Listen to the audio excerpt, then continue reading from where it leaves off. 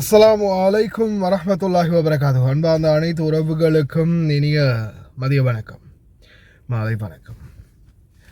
விமானம் தரையிறங்க தாமதமானதன் காரணம் என்ன? விமான நிலையம் மூடப்பட்டதா? குவைத்துடைய வான்பரப்பு ஏன் மூடப்பட்டது? சவுதியுடைய விமான நிலையங்கள் ஏன் மூடப்பட்டது? வான்பரப்பு ஏன் மூடப்பட்டது? கிட்டத்தட்ட நூற்றுக்கணக்கான மெசேஜ்.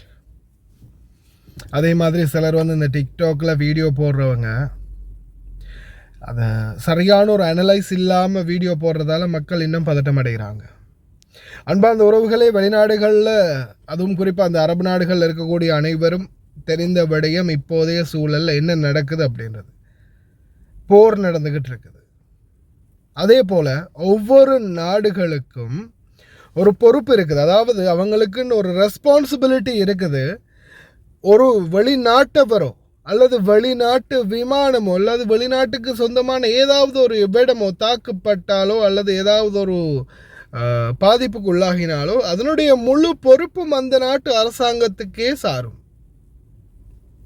இப்படி இருக்கும்போது ஒரு இன்டர்நேஷ்னல் ஃப்ளைட்டு, அதாவது உதாரணத்துக்கு ஒரு இலங்கையினுடைய ஃப்ளைட்டு குவைத்துக்குள்ளே வருது, குவைத் வான்வெளிக்குள்ளே வச்சு அந்த ஃப்ளைட்டுக்கு ஏதாவது ஒன்று நடந்தால் ஒட்டுமொத்த பொறுப்பு, ஒட்டுமொத்த நஷ்டஈடு, ஒட்டுமொத்த செலவு, அதுக்குரிய எல்லா பொறுப்பையும் ஏற்றுக்கொள்ள வேண்டியது குவைத்துடைய அரசுக்கு தான். அது முழு பொறுப்பும் குவைத்துடைய அரசு தான் முழு பொறுப்பையும் ஏற்றுக்கொள்ளணும். சில நேரங்களில் இந்த விமான பயணங்களில் பார்த்திங்கன்னா வான்வெளி தாக்குதல் நடக்கும்போது சில நேரங்களில் அந்த விமானம் வரக்கூடிய ரூட்டில் தான் இந்த வான்வெளி தாக்குதல் நடந்துக்கிட்டு இருக்குது. அந்த நேரத்தில் ஃப்ளைட்டை உள்ளே என்டர் பண்ணுறதுக்கு எந்த ஒரு சிவில் ஏவியேஷன் அத்தாரிட்டியும் அலோவ் பண்ண மாட்டாங்க. ஏன்னா அது பாதிப்புக்கு உள்ளாக்கும் அப்படின்றது அவங்களுக்கு தெரிஞ்சதால் அதை உடனடியாக நிறுத்துவாங்க.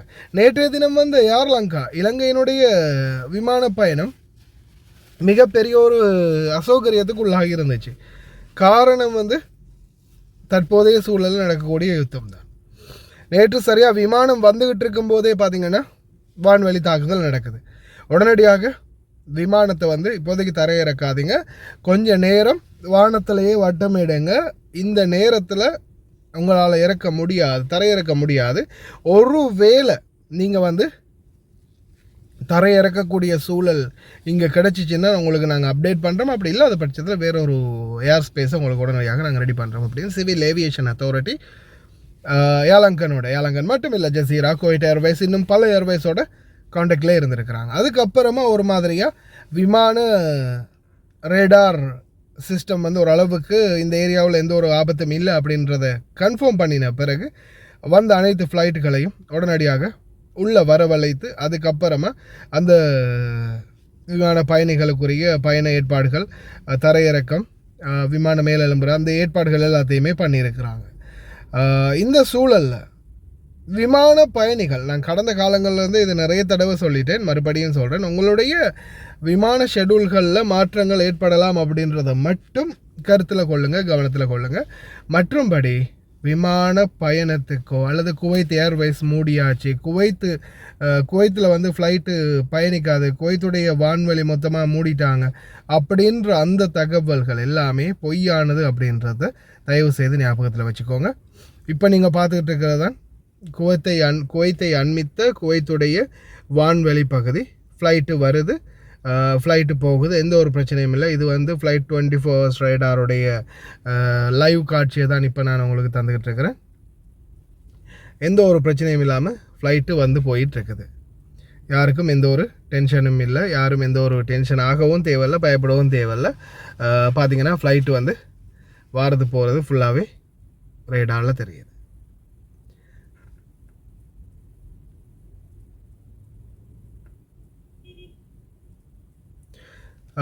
தயவு செய்து பீதி அடைய வேண்டாம், குழப்பம் அடைய வேண்டாம், டென்ஷன் இல்லாமல் இருங்கந்தா. இது வந்து பார்த்திங்கன்னா குவைட் ஏர்வேஸ் இப்போ ட்ராவல் பண்ணிக்கிட்டு இருக்குது, பறந்துக்கிட்டு இருக்குது வானத்தில். எங்கே போயிட்டுருக்குது? ஃப்ராங்க்ஃபர்ட்டுக்கு போயிட்டுருக்குது. இன்னும் நிறைய ஃப்ளைட்டுகள் வந்து போகிறதுக்கு தயாராக இருக்குது. ஜசீரா, அதே போல் குவைட் ஏர்வேஸ், அதே மாதிரி இன்டர்நேஷ்னல் ஃப்ளைட்டுகள் நிறைய குவைட்டை நோக்கி வருது போகுது, எந்த ஒரு பிரச்சனையுமே இல்லை. யாரும் பயப்படவும் தேவையில்லை, பதட்டமடையும் தேவையில்லை. வான்வெளி தாக்குதல் நடந்தால் அந்த நேரத்தில் கொஞ்சம் ரூட்டை மாற்றி விடுவாங்க. மற்றபடி ஏர்போர்ட் மூடுற அளவுக்கு இன்னும் எந்த ஒரு பிரச்சனையும் வரலை, ஏர்போர்ட் மூடவும் இல்லை. அப்படி ஒரு வேளை மூடினால் அது சம்பந்தமான தகவல்கள் கிடைத்தால் உடனே நான் அப்டேட் பண்ணுறேன். ஆனால் யாரும் பயப்படாதீங்க. டிக்கெட் போட்டது நீங்கள் பயணம் இன்றைக்கி ஃப்ளைட் இருக்கலாம், நாளைக்கு ஃப்ளைட் இருக்கலாம், நாளை மறுநாள் ஃப்ளைட் இருக்கலாம். உங்களுடைய ஃப்ளைட்டில் உங்களால் பயணிக்க முடியும், எந்த ஒரு பிரச்சனையும் இல்லாத பட்சத்தில். பிரார்த்தனை பண்ணுவோம் முடிந்த வரைக்கும் எந்த ஒரு பிரச்சனையும் இல்லாமல் எல்லாம் வல்ல இறைவன் அனைவரையும் பாதுகாக்கட்டும்னு.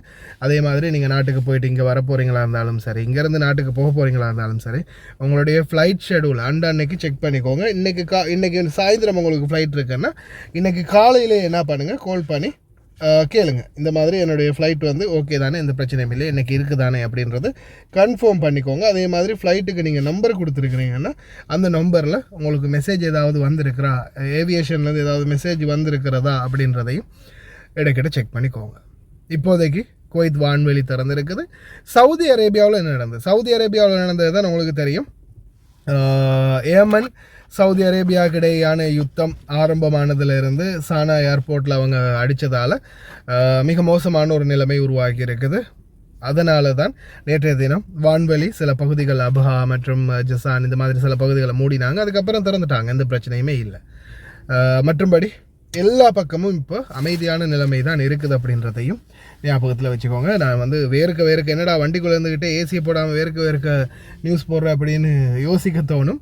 வண்டி காலையிலேருந்து நான் ஓடிக்கிட்டுருக்கிறேன்.